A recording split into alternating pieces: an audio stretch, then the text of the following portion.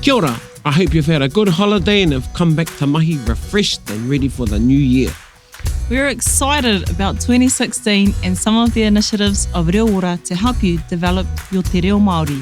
ReoOra has 3 guiding principles, the 3 W's: whakamana, whakamahi, and whakaako.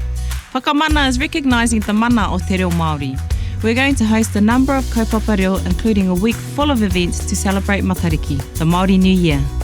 Whakamahi, normalising the use of te reo Māori. We will be introducing more opportunities to speak Māori on the workplace and engage via social media. Whakaako is about providing opportunities to learn te reo Māori. Building on the successful kura reo last year, we plan to have 2 kura reo for Kaimahi this year, one in Pōneke and one in Tāmaki Makaurau. Remember, our goal is to have at least half of our kaimahi proficient in te reo by 2030.